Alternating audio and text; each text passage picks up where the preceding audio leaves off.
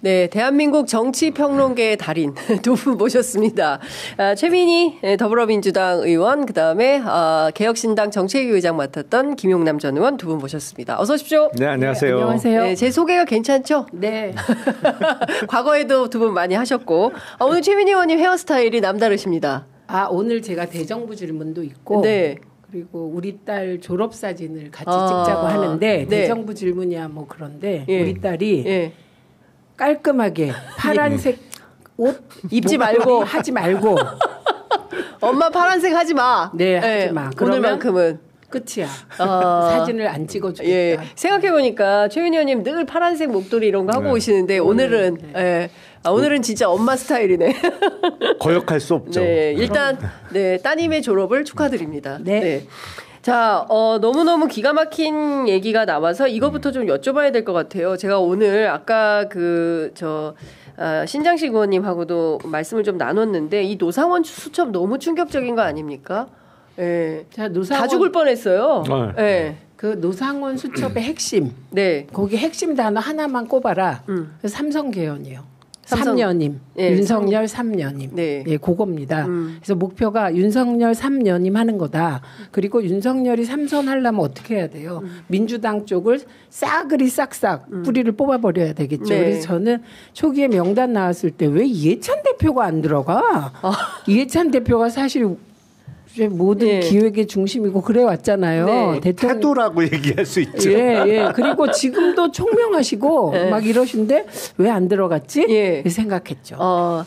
이해찬 대표님 건강은 괜찮으십니까? 네, 괜찮습니다. 지금 초기에 이재명, 한동훈, 우원식 네. 이 셋으로 집중하라. 그 얘기 뭐냐면 비상계엄 해제를 막아라예요. 그 메시지는. 네네. 그 나머지 명단은 사실 의미가 없어요. 요 셋이 핵심이고 이제 점점 핵심으로 다가가는 거죠. 그래서 네. 이해찬 대표 이름이 드디어 들어가 있더라고요. 예, 그래서 그 3년임. 그러니까 결국 모든 친이 쿠데타의 결말은 독재입니다. 예, 독재를 꿈꾸고 그 친이 쿠데타를 일으킨 자가 독재하지 않으려면 친이 쿠데타는 안 일으켜요. 네. 역사적으로 쭉 살펴보시면. 그렇죠. 네. 그런데 우리는 좀 독특한 키워드가 하나 더 있다고 생각합니다. 김어준 씨가 과방위 와서 얘기할 때 저는 정말 터무니없다고 생각한 하나가 김건희 통일 대통령이에요. 근데 윤석열 3선 개헌 다음에 그 끝은 후계자. 예, 후계자는 김건희였을 것이다. 그래서 김어준 씨가 얘기한 김건희 통일 대통령 그것도 우리가 보면 허황되지만 윤석열 부부의 머릿속에서는 허황된 게 아니었구나. 그래서 이게 핵심이었다고 봅니다. 그렇군요. 그 의원님은 어떻게 보셨어요?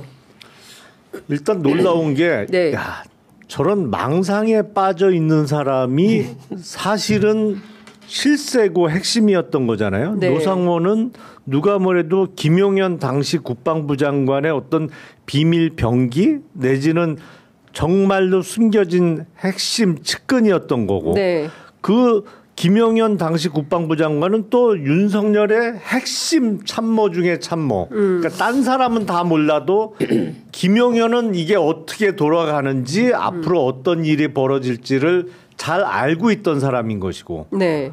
그러니까 황당한 거죠. 저거 제가 보기엔 글쎄 대륙별로 뭐 차별화하는 건 아닙니다만 아프리카에도 웬만한 그 나라에서는 불가능한 일이고 아프리카에서도 아주 낙후되고 후진국인 나라에서나 그 친위 쿠데타를 일으켜서 사실상의 영구 집권 내지는 뭐 아프리카에 그런 나라가 있었어요. 실제로 대통령이 되게 오래 살았는데 90 가까이 돼서 사망하니까 그 와이프가 이제 물려받은 그러다 또 쿠데타 일어나고 뭐 이런 경우가 있긴 있었는데 21세기 대한민국에서 그런 걸 꿈꿨던 거 아니에요. 근데 진짜 이게 만약에 실제로 양심 있는 참 군인들이 이거를 틀고 어제 그 현장에서도 하도 등장인물이 수방사. 수방사 조성현. 네. 이런 경비단장 이런 사람들이 실제로 의원들을 끌어내라고 지시를 받았지만 수행하지 않은 거 뭐 이런 그다음에 707 특임단장에게 곽종훈 사령관이 직접 그럼 여기서 철수해라라고 얘기한 거 이런 것들이 없었다면 지금 이 순간 우리는 어떤 대한민국에 살고 있을지 생각만 하면 진짜 살아는 있나요? 그러게 죽었을 것 같아. 고문당하고 있으려나. 의원님들은 이미 좀 연평도 어딘가 아니, 저는 마라도 어딘가에 계시고 아니 저는 고문은 못 당해요. 그냥 고문 하려고 하면 이재명 대표 하라는 대로 다 할 테니까 제가 그냥 딱 때려 이걸 안 맞아 보면 뭐 대충 고문 당하면 내가 버티겠지. 한번 당해 보세요. 그러고 나면 의원님 고문 당하셨어요? 다시는 고문 당하고 싶지 않습니다. 다시는 맞고 싶지 않습니다. 의원님 얼마나 맞으셨어요? 70년대 끌려갔을 때 학생 운동할 때 전두환 때 끌려가서 했으니까 뭐 맞는 건 기본이었고 뭐 말할 수 없는데 그거 금기잖아요. 이해찬 대표도 절대 이 얘기 안 하셔요. 근데 지난번에 책 쓸 때 한번 쭉 얘기를 해주시더라고요. 근데 제가 고문 피해자들 얘기를 들어보면 그 트라우마 때문에 정상적인 생활하기 되게 어렵다. 뿐만 아니라 다시 그런 상황? 저는 그냥 잡혀가면 네, 저 다 불겠습니다. 하라는 대로 다 쓰겠습니다. 이럴 거예요. 이 진짜인데 왜 웃지 내가? 아니 근데 진짜 그럴 것 같아요. 그러니까요. 그런 나라를 만들려고 했었다. 이게 너무 끔찍하다. 그런데 저는 어제 8차 변론 기일에서 그 김봉식 서울청장에게 이걸 물어봐요. 도대체 윤석열 대통령이 그 계엄 선포 이유를 설명하면서 개인 가정사를 언급했는데 이게 뭐냐? 의원님도 잠깐 우리 얘기할 때 그게 제일 궁금하다고 하셨어요. 뭐냐 이게 도대체 개인 가정사. 그랬더니 이 자리에서 발언하는 것은 적절하지 않습니다. 그러니까 뭔가 있는데 알긴 아는 거예요. 김봉식 청장이 알긴 아는데 여기서 이 말을 하는 거는 적절하지 않다. 그래서 여기서 말하고 싶지 않다는 거냐 하니까 네 이렇게 얘기를 하거든요. 그러니까 김봉식 청장은 윤석열의 개인 가정사를 알고 있는 겁니다. 그뿐만이 아니겠지. 거기 있었던 몇 명은 다 아는 거겠죠. 뭘까요 이게 도대체가. 근데 가정사라고 해봤자 제가 알기로는 친가 쪽하고는 거의 연이 끊어졌어요. 그래요. 아니 부친은 돌아가셨고, 그렇습니다. 모친은 생존해 계시기는 한데 뭐 오래전에 사실상에 뭐 이렇게 왕래를 안 하고 그냥 그런 상태인 것으로 알고 누이 동생하고도 뭐 별다른 그게 없고 그래서 가정사라고 한 게 일단은 친가 쪽 문제는 아닐 거로 보이고, 그러면 남는 거는 처가 쪽 문제인데 처가하고 와이프 문제인데 그쪽일 가능성이 높지 않을까요? 근데 저는 처음부터 이 모든 행위 윤석열의 모든 행위의 끝은 돈이다. 돈인데 그 매개는 누구냐 최은순이다 이렇게 얘기한 적이 있습니다. 저는 그 얘기 계속하고 계시죠. 뿐만 아니라 노상원도 결국은 오늘 나온 보도들 보면 진급시켜주겠다고 돈 받았다 이런 의혹들이 나오고 있잖아요. 결국은 권력을 잡았을 때 뭘 하려고 하겠어요. 결국은 돈, 그다음에 권력 휘두르는 거거든요. 그 권력 휘두르는 거의 핵심이 인사잖아요. 그다음에 예산 맘대로 주무르고 이런 거거든요. 그래서 저는 그 개인사를 저 나름대로 추론해 보면 일단 나에게 새로운 삶을 준 아내, 나에게 대통령이라는 자리를 이끌어준 아내, 나에게 무속의 힘을 보여준 아내, 그리고 나를 음으로 양으로 힘적으로 물질적으로 도와준 장모와 처가. 나는 내 아내를 버릴 수 없다.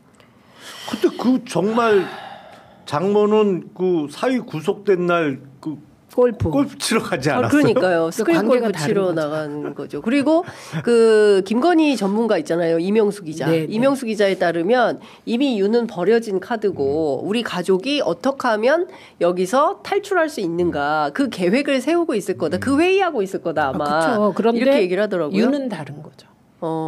그거는 유는 진심이에요. 그럴 것 같습니다.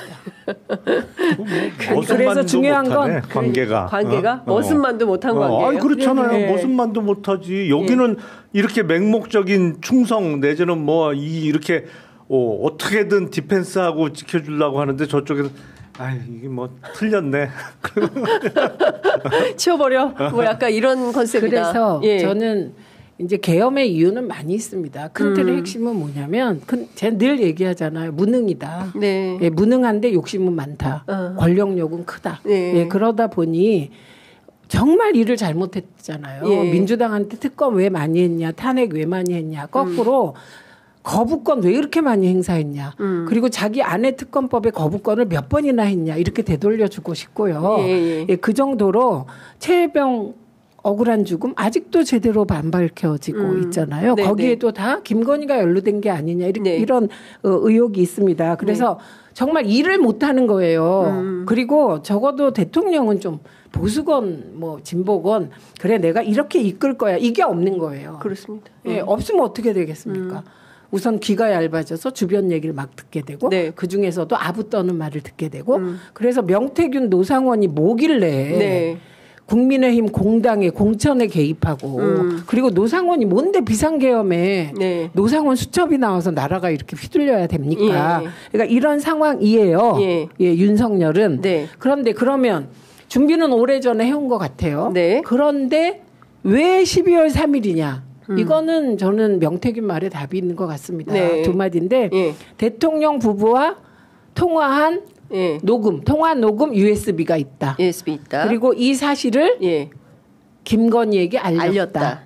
예, 요거에 답이 있다고 예. 생각합니다. 그래서 급해서 12월 3일 날 안 할 수 없었다. 저는 그렇게 봅니다. 그리고 그날이 명태균 기소하는 날이 아마 기소된 날이죠. 기소된 날일 거예요. 기소되면서 예. 특검을 요구했죠. 그렇습니다. 예.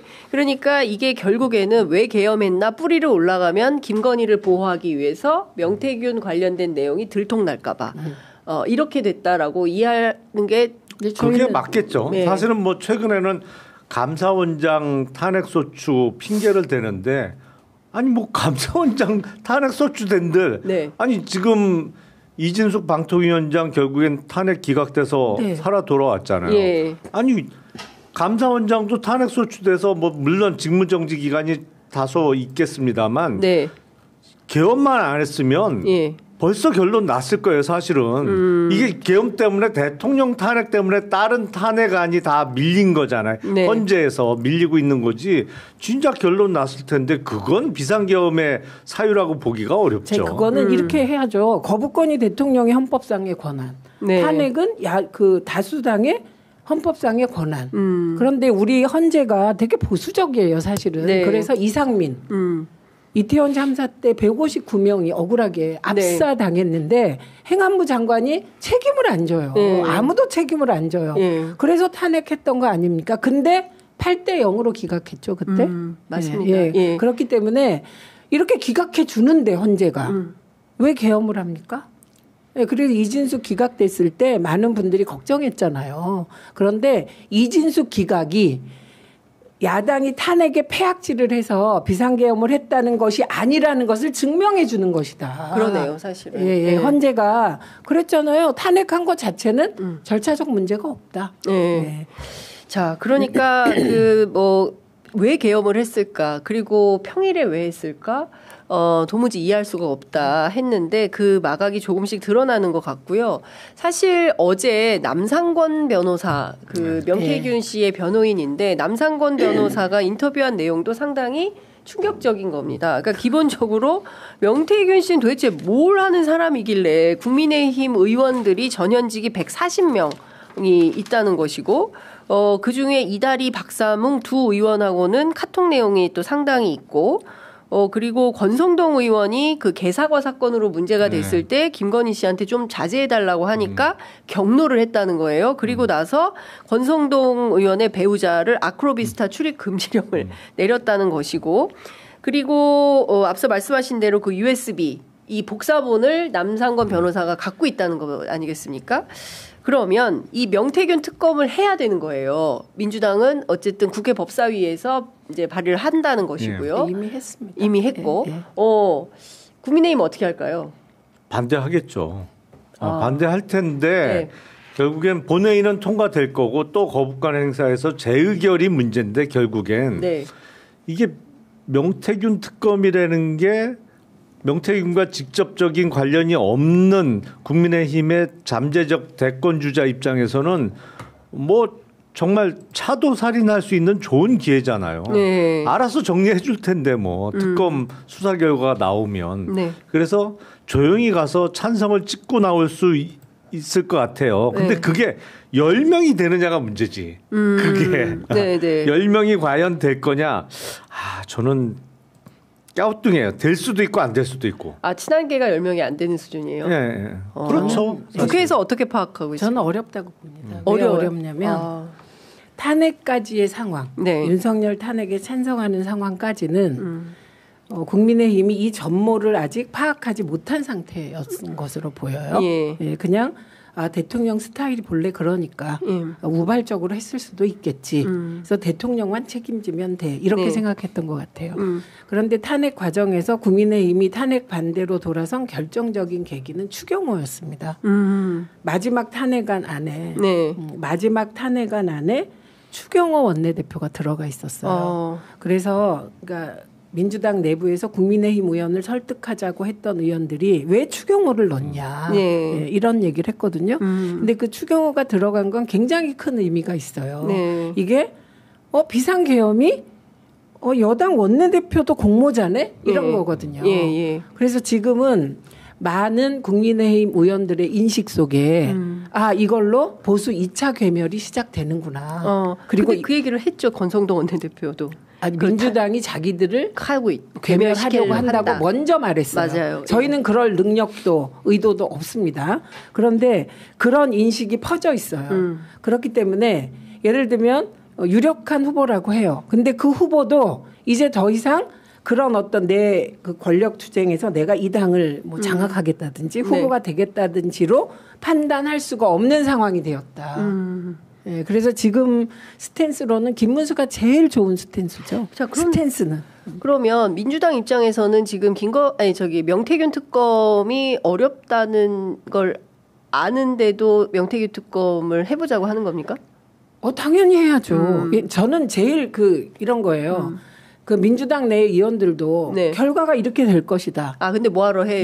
이게 제일 나쁘다고 생각해요. 일단 해야 된다. 일단 법적인 절차를 밟아서 하다 보면 제가 이진숙 그 청문회 3이라고 막 이럴 때 뒤에서 얼마나 비판이 많았겠습니까? 그 의장님도 걱정하시고 네. 다 걱정하셨어요. 네. 근데 그때 제가 한 얘기가 이렇게 열심히 하다 보면 무슨 일이 생길 줄 아냐.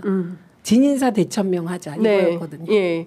그러니까 마찬가지로 그러니까 명태균 특검도 지금 입장에서는 국민의힘이 받지 않거나 또는 그 재의결 과정에서 안 될 수도 있는데 무슨 일이 벌어질지 알아요. 앞으로. 네. 그런데 10명이 되면 좋겠지만 안 될 수도 있겠다. 네. 그러나 그 가능성은 모른다 지금 일단 그렇죠. 해보고 나서. 그런 효과는 있을 수 있겠죠. 계속 특검을 추진하면 지금 창원지검이 석 달째 꿀먹은 벙어리잖아요. 네.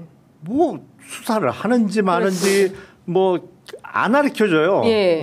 어디까지 진행이 됐는지 뭐 수사 결과가 중간 발표라도 이루어져야 되는데 안 되고 있단 말이에요. 그런데 특검하면 사실은 특검이 시행되는 순간에 모든 자료는 특검에 다 넘겨야 되잖아요. 그러면 이게 더 이상 뭉개서는 안 되겠다. 그러니까 조금이라도 그렇죠. 하자. 네. 뭐 그런 효과는 있을 수 있겠죠. 네. 이 특검이 될지도 모르니 여기서 이 정도까지는 발표하자. 뭐 이렇게 나올 수도 있는 거고. 예.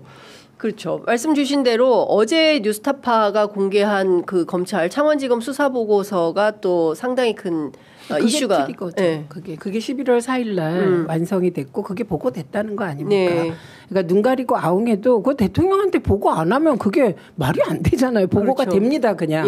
그게 트리거가 됐다는 건데 그 내용이 정말 기가 막힙니다. 저는 오늘 쭉 자료 보면서 노상원의 행적, 그다음에 그 뉴스타파 들으면서 국민의힘은 뭐지? 윤석열이야. 저는 약간 제 얘기를 늘 해요. 어느 순간 전두엽 실조된 상태 같다. 이거는 증명이 됐어요. 나 인원이란 말 안 써. 나는 거짓말 안 해. 내가 기억력이 좋아.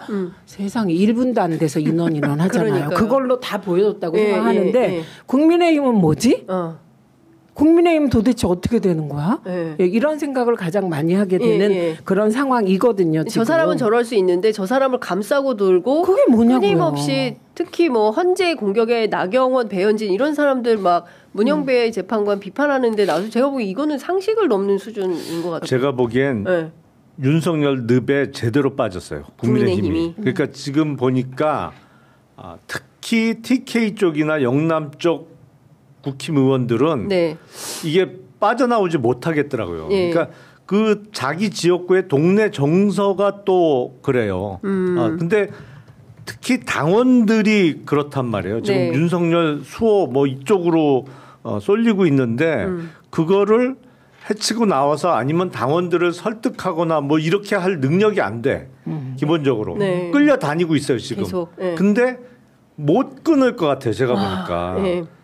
그럼 이제 대선은 보나 마나지 사실은. 보나 마나지. 지금의 스탠스가 바뀌지 않고서야 영남에서는 일부 국민의힘 후보가 대선 후보가 표를 얻겠습니다만 수도권에서 몇 표나 몇 퍼센트나 얻겠어요. 근데 못할 것 같아요. 제가 보니까. 어떻게 보세요, 의원님? 일단 이제 얘기가 좀 아까 이제 검찰 얘기를 하다 넘어왔잖아요. 명태균 보고서. 의원님 말씀에 저도 전적으로 동의합니다. 그런데 이런 측면은 없을까 제가 여쭤보려고 그랬는데 그 명태균 보고서가 유출되잖아요. 검찰에서 유출한 거잖아요. 그렇죠. 그다음에 이 노상원 수첩이 갑자기 어제 언론사 한 곳이 아니에요. MBC 한겨레가 동시에 나왔어요. 동시에 나왔어요. 이거 우리가 그 국정감사 할 때 의원님, 요거는 어디에 줄까? 이렇게 어느 언론사에 줄까? 뭐 그렇게 생각하잖아요. 그 어디에 줄까라고 생각한 것도 검찰이라고 보는 거예요. 저는. 그러면 검찰이 풀었다?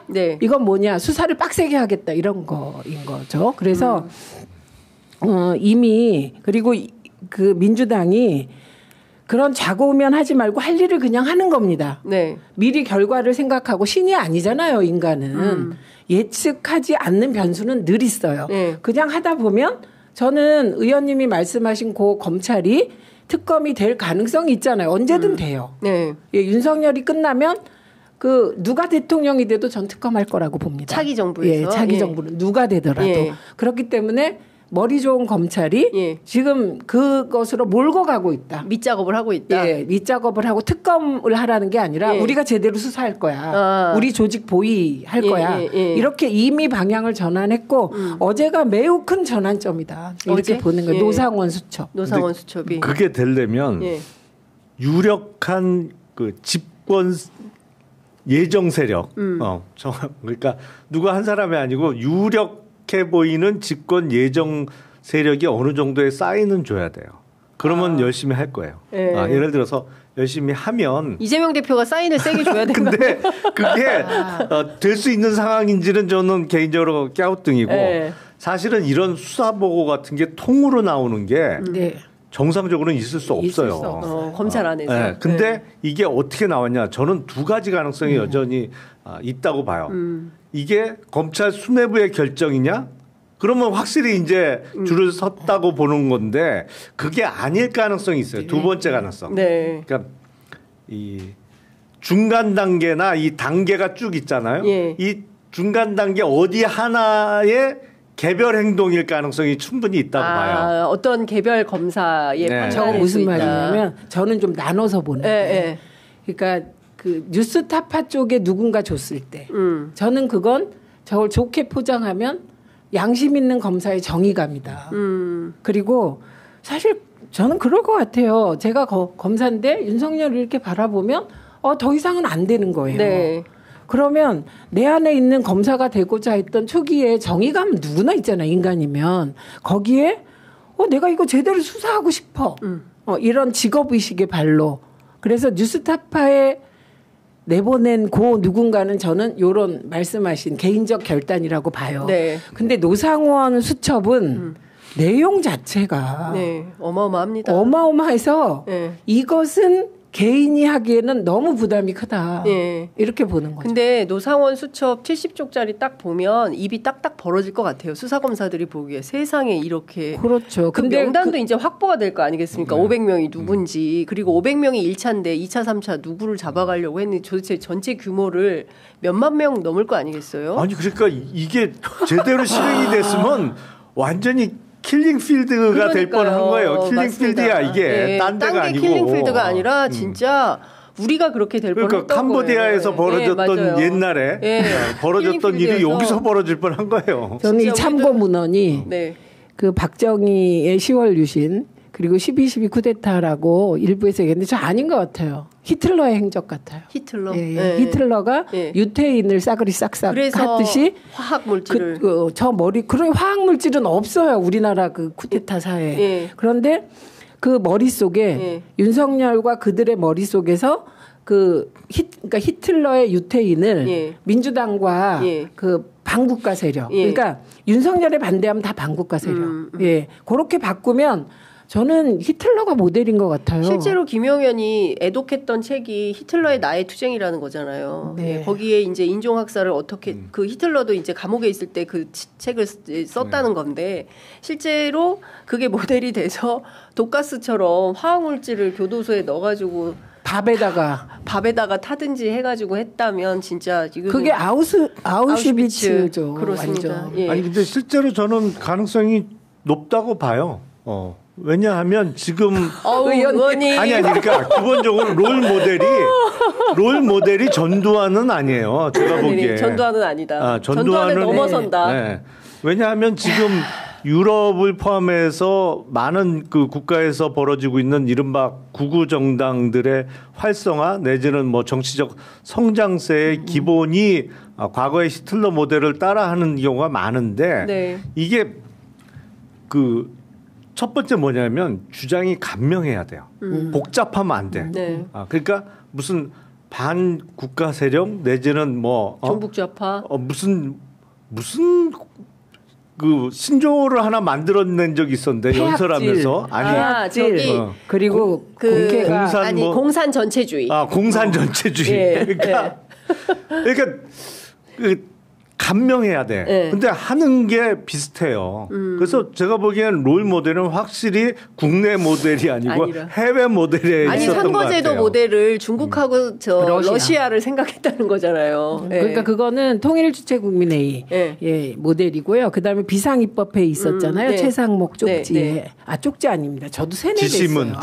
가스라이팅 됐어요. 계엄 지시서. 계엄 지시 문건. 거기 보면 비상입법회의 있잖아요. 그 비상입법회의는 국가보위입법회의 맞고요. 그리고 구체적으로 오늘 1년이 나왔어요. 오늘 노상원 거기에. 그러니까 1년 동안 기획 세워서 국회의원은 2분의 1로 줄인다. 왜? 300명은 너무 많은 거야. 한 명 한 명 접촉하기에도 힘들어요.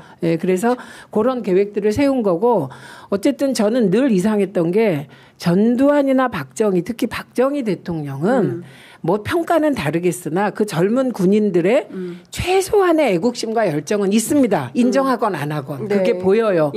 독일에 가서 그 광부들하고 간호사들 파독 막 붙잡고 우는 거 보면 애국심과 열정이 있는 분들이라고 봐요. 전두환은 조금 달라도 어쨌든 군인으로서 군인 정신의 일부는 아주 요만큼 있었던 것 같아요.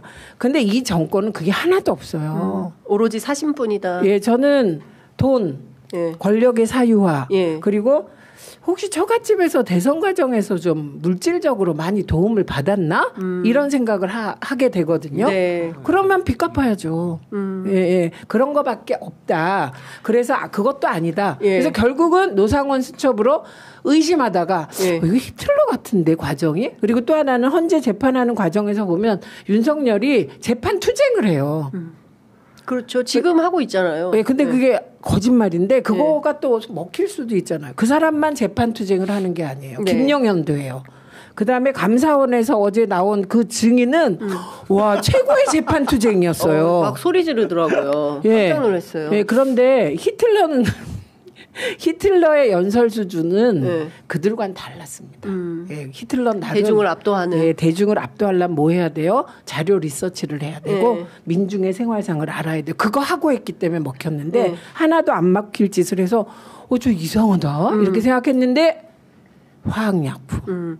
그러니까 지금 보면 어쨌든 노상원의 수첩을 보고 연구를 해서 도대체 어디까지 하려고 했었는지를 확인을 해야 되고 수사해야죠. 중요한 포인트는 도대체 이 계엄의 수괴가 누구냐.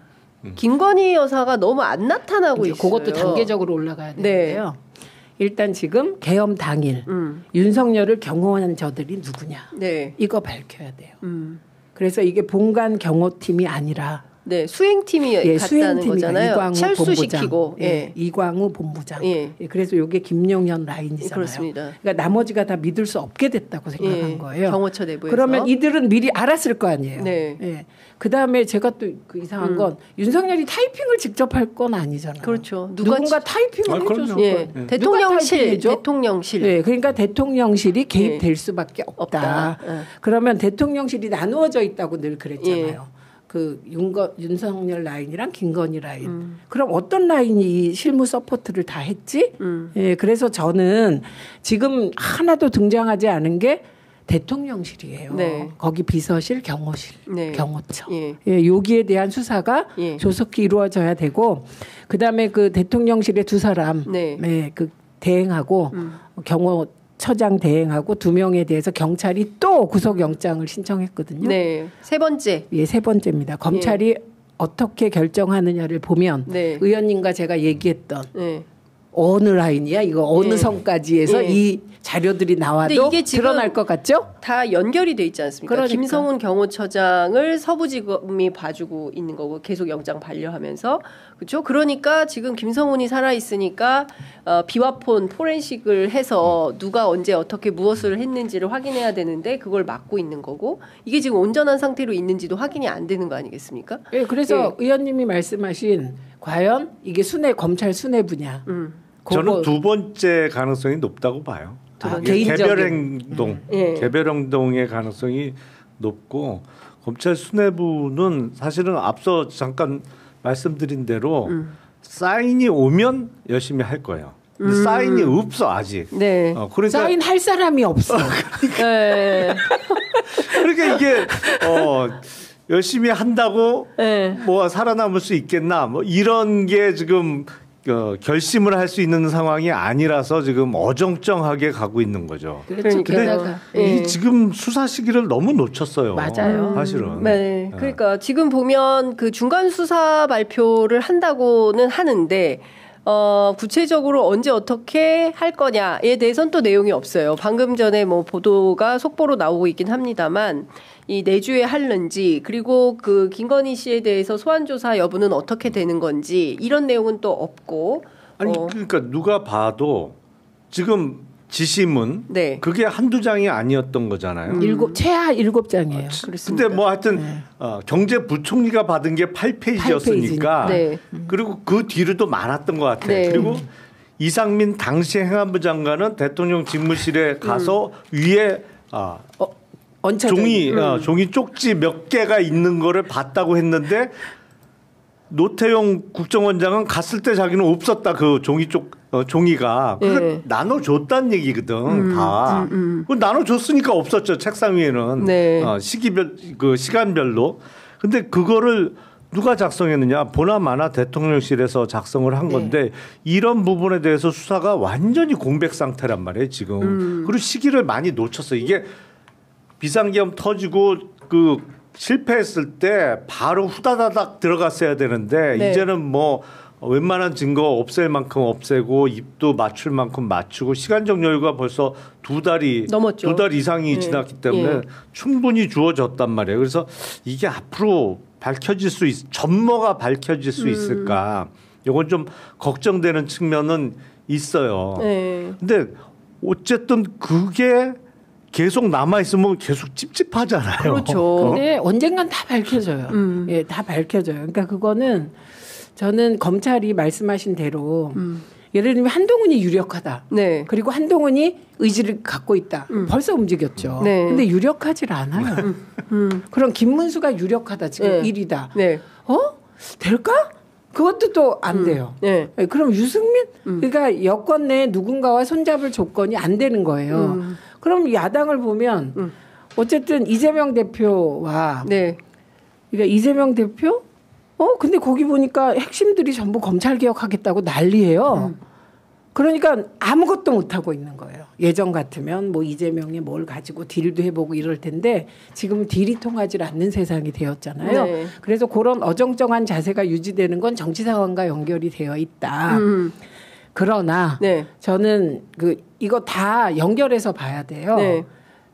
뉴스타파의 2차 보고서가 또 나가고 그리고 법무부 차관이 국회에서 어떤 답변을 했냐면 왜 이렇게 명태균 수사 늦게 해? 그랬더니 포렌식을 하는데 내용이 너무 많아서 시간이 걸립니다. 순차적으로 나오고 있습니다. 이렇게 얘기를 했거든요. 근데 순차적으로 뉴스타파에 넘어가고 있는 거예요. 네. 그리고 명태균이 노상원 수첩이 터지고 오늘 검찰이 중간 수사 결과 발표한다는 네. 거고.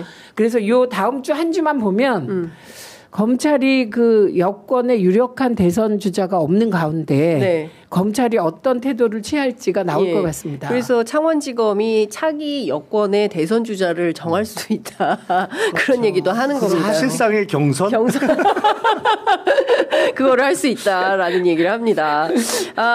제가 38분인데 깜빡 잊고 지나간 게 하나 있어요. 네. 광고를 하나 읽었어야 됐는데 광고 하나 읽고 지나가도록 하겠습니다. 네, 광고도 연대해서 하시는 말씀이시니까 꼭 나가지 마시고 함께 들어주시면 좋을 것 같습니다. 천기 약도라지 지냈고인데요. 추워진 날씨에 매서운 바람, 미세먼지까지 목은 칼칼하고 기침은 끊이지 않고 독감까지 기승을 부리고 있는데 천기 약도라지 지냈고 한 스푼으로 따뜻하게 케어하시기 바랍니다. 제가 일찍 드렸어야 따뜻하실 때 드시는데 좀 더 하세요. 마시게. 그러니까 두 분 마셔주시기 바랍니다. 사포닌의 대가 동의보감에도 나온 귀한 원료로 추운 겨울을 이겨낸 우리 농가의 약도라지 마늘 엄선해서 담았고요. 72시간 초고농축을 했습니다. 첨가물은 없고요. 천연 원료 100%, 설탕, 꿀, 감미료 없이 자연 원물 그대로 담았는데도 은근한 단맛, 향긋함 느끼실 수 있으십니다. 당이 있으셔도 충분히 드실 수 있으십니다. 품질에 자신감이 200%, 만족 못하시면 100% 환불해 드리고요. 출시 후 5만 병이 판매가 됐고 그리고 런칭 기념으로 3년 전 가격 그대로 드립니다. 2병을 구매하시면 2병을 구매하는 증정 이벤트에다가 배송 메시지에 장윤선의 취재 편의점을 기재해 주시면 천연 오칠 프리미엄 스푼을 사은품으로 함께 보내드립니다. 지금 바로 유튜브 더보기 링크에 클릭을 해 주시면 되고요. 웰스앤헬스에서 구매하셔야 사은품을 받으실 수 있으십니다. 가격이 얼마냐요? 가격이 얼마인지 안 써져 있어가지고 들어가서 보시면 될 것 같습니다. 예. 자, 가격이 그렇게 비싸진 않았던 것 같아요. 예. 그래서 저도 이거 한번 마셔봤는데 의원님 어떠세요? 저는 이 목이 약하고 원래 어렸을 때부터 그래서 늘 이 목감기 달고 사는데 일단 지금 먹었더니 칼칼했던 게 왜 칼칼한 거 있잖아요, 목이. 그게 없어졌네요. 저는 꼭 사서 먹어야 되는데 까먹어요. 예. 큰일이에요. 저희가 하나 드리도록 하겠습니다. 아닙니다. 수시로 드시기 바랍니다. 저는 개인적으로 다음부터는 조금 에스프레소로 진하게. 저는 공지 커피 먹을 때도 물을 정말 조금만 넣어서 먹거든요. 그냥 친한 달짝지근한. 저는 도라지도 에스프레소로. 알겠습니다. 자, 오늘 갤럽 여론조사가 나오는 날인데 어제도 NBS 조사가 나왔습니다. 대체로 국민들은 NBS 자료 먼저 띄워주시면 좋을 것 같은데요. 윤석열 탄핵 인용되어야 한다가 58, 기각이 38입니다. 그리고 헌재 탄핵 심판에 대해서 신뢰하느냐 54, 불신하느냐 41. 중요한 것은 2030 세대에 큰 변화가 있었습니다. 20대 탄핵 인용해야 된다가 지난주보다 7% 올랐고요. 그래서 63% 기록을 했고 그다음에 30대 같은 경우에는 탄핵 찬성이 전주보다 16%가 올랐습니다. 66%. 그러니까 소용없다니까요. 그 샤우팅이. 그러니까 아무리 지금 여론전을 펴도 달라지지 않고 있다. 오히려 이거 빨리 탄핵해야 된다는 여론이 더 커지고 있다. 관련 70대 이상은 좀 다르죠. 그렇죠. 네. 그리고 관련해서 오늘 갤럽에서도 똑같은 조사를 했는데요. 네, 갤럽 조사를 살펴보면 지금 탄핵을 해야 된다. 탄핵 찬성해야 된다는 게 57, 그리고 반대해야 된다는 게 38입니다. 그럼 찬성 왜 해야 되느냐 물어봤더니 비상계엄 내란 사태 그리고 국정 능력 자질이 부족하고 국가 혼란과 불안이 초래되었다라고 해서 탄핵 찬성 이유를 밝혔고, 반대 이유는 야당의 발목 잡기 줄탄핵 때문이다. 대통령의 고유 권한 등 계엄의 정당성을 언급했다. 이렇게 이제 확인이 좀 되고 있습니다. 추가해서 제가 드릴 말씀이 있는데 그것은 차기 이 대선 후보 누가 좋으냐라고 물어봤을 때 NBS는 이재명 32, 김문수 13, 오세훈 8, 홍준표 5, 한동훈 4 이렇게 나왔고요. 방금 발표된 갤럽 여론조사에서는 이재명 지지 잠시만요. 이재명 34, 김문수 12, 한동훈, 홍준표, 오세훈 동일하게 5%고요. 이준석, 조국, 김동연 1% 이렇게 나왔습니다. 종합해서 분석 부탁드립니다. 일단 지금 그 대권 후보 여론조사 의미 없습니다. 예. 여야가 경선 끝나고 그래서 후보가 결정될 때부터 보시라.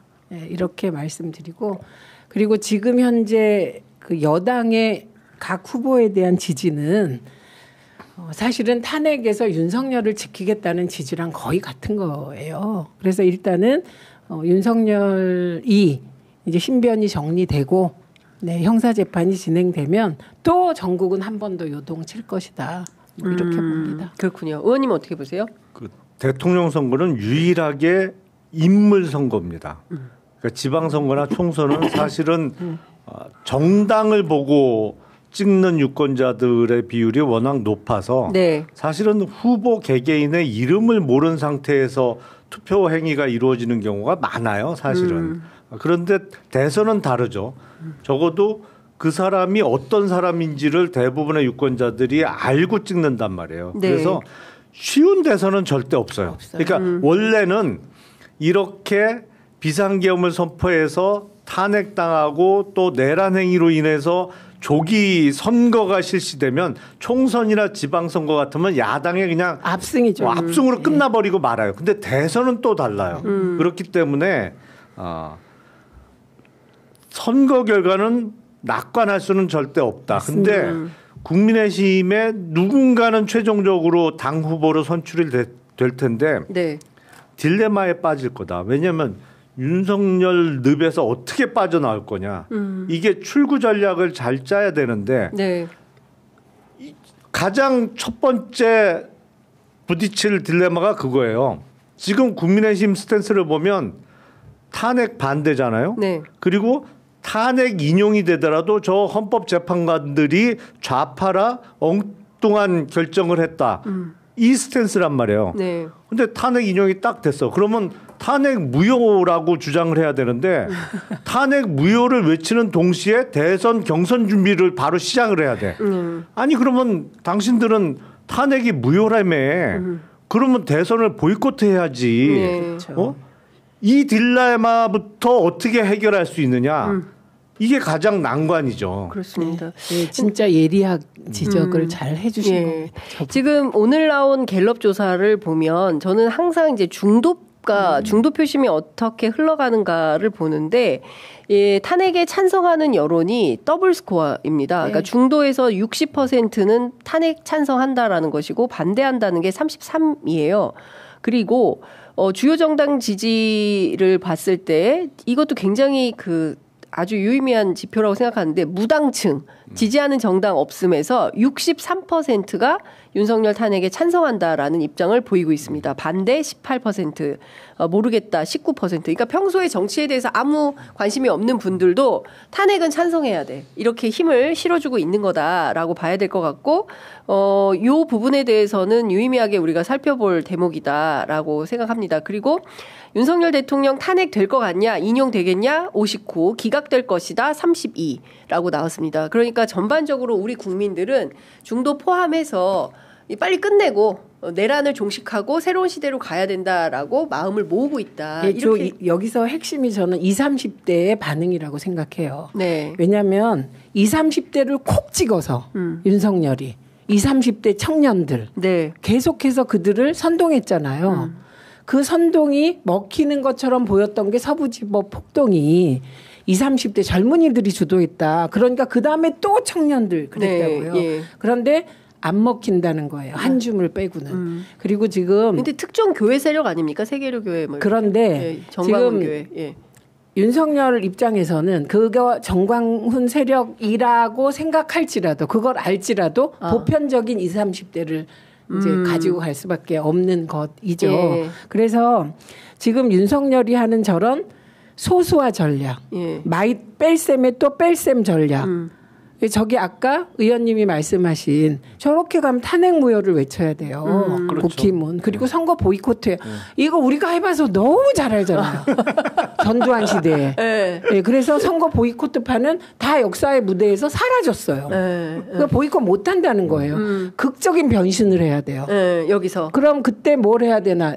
1호 당원 윤석열을 출당해야 돼요. 근데 안 하기로 했잖아요, 어제. 아니, 어제까지는 아니라니까요. 아직 결정 안 냈어요. 파면이 딱 된 순간 달라진다. 파면이 되면 그다음에 뭘 결정해요? 대선 날짜 결정해요. 예. 뭐 신장식 의원은 4월에 하는 저는 5월 중순이 유력하다고 봅니다. 5월 중순 며칠이요? 찍어주세요. 아니, 저는 14일. 우리 둘이 14일. 5월 14일. 네, 수요일에 하니까 선거를. 차기 대선은 5월 14일이다. 우리 둘이는 그렇게 본다. 예측의 달인 보겠습니다. 예. 그래서 이게 지금 딜레마에 빠져 있고 지금 20, 30대 저 지지율은 사실은 민주당 입장에서도 긴장했거든요, 저희가.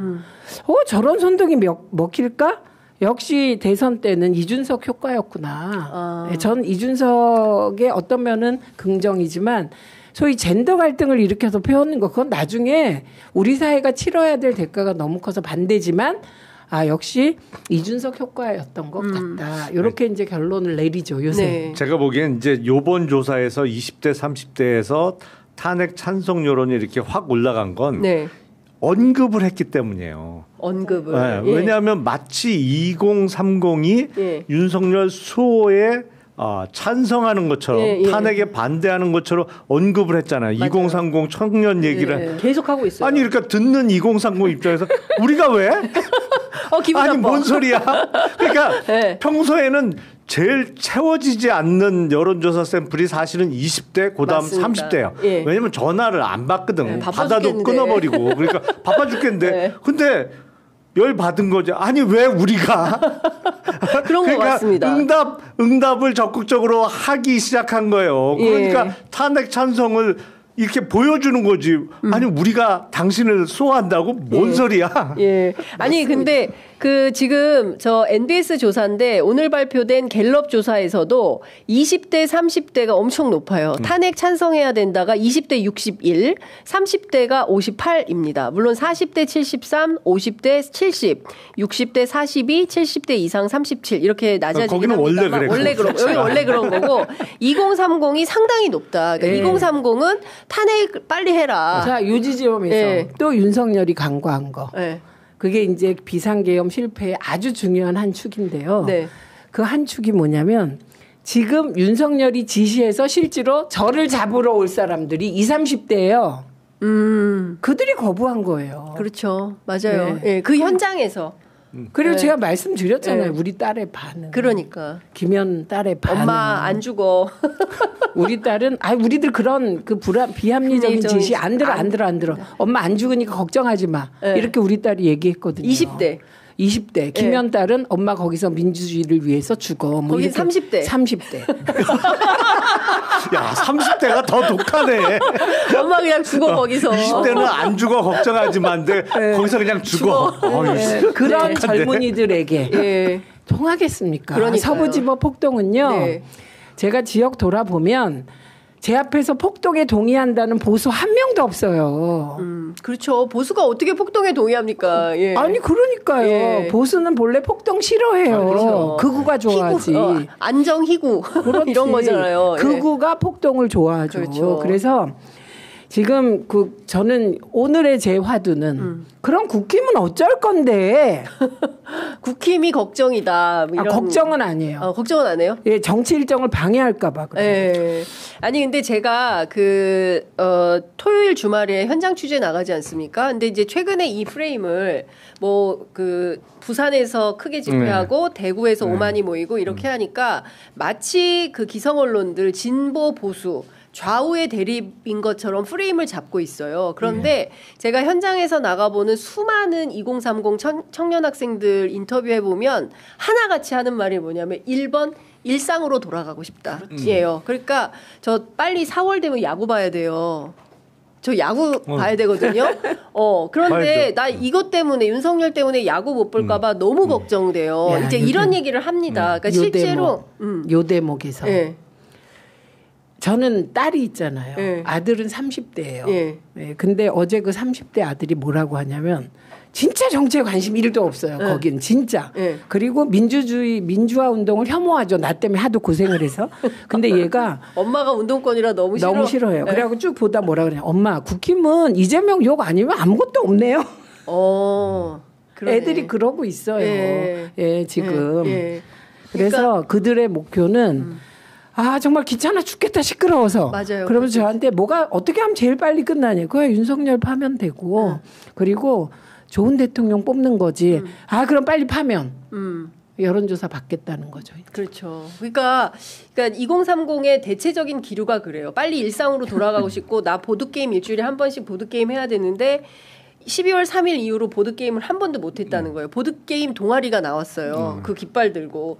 그리고 응원봉. 이런 거예요. 콘서트 가야 되는데 이것 때문에 콘서트를 못 가? 이게 빨리 끝내라. 이런 얘기를 하고 있는 거예요. 그러니까 이 여론이 고스란히 갤럽과 NBS 이런 조사에 나타나고 있다. 그리고 이 MBS나 갤럽은 이게 되게 원래 보수 표집이 많아요. 보수 표집이 많은 데인데 저렇다. 이게 중요해요. 그렇습니다. 근데 부산과 동대구역 집회로 인해서 국민의힘은 더 곤란한 상황에 빠질 수밖에 없어요. 근데 제가 어제 취재했는데 그 오세훈 시장이 개헌 토론회 주관했잖아요. 48명의 현역 국회의원들이 왔다고 하는데 그 토론회를 공동 주최한 분이 윤재옥 의원이라는 거예요. 그래서 TK가 오세훈을 밀기로 했다라는 식으로 해석을 하는 게 좋겠다라고 정치평론가가 얘기를 해주더라고요. 근데 그거는 좀 봐야죠. 명태균하고 어떻게 될지를 보셔야 돼요. 네.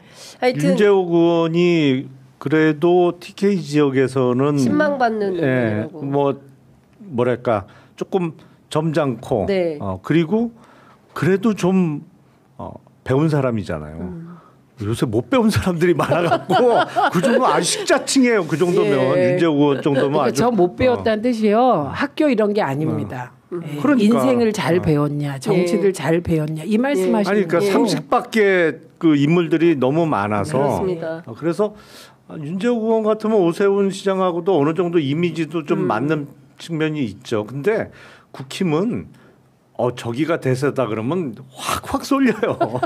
그게 참 다른 것 같아요. 그 DNA가 놀라울 따름이다라는 생각이 좀 들고 그게 힘이기도 하고. 그게 그 당을 움직여가는 힘이다. 근데 저는 그 윤재욱 의원을 보면서 그래도 저렇게 미래를 모색하기 시작했네 이렇게 봤어요. 아니 그러니까 기왕 그 개헌 토론회 언급이 됐으니까 저도 토론회를 합니다. 홍보. 2월 22일 오후 2시. 그러니까 다음 주 토요일 오후 2시 국회의원회관 1세미나실에서 제목이 그거예요.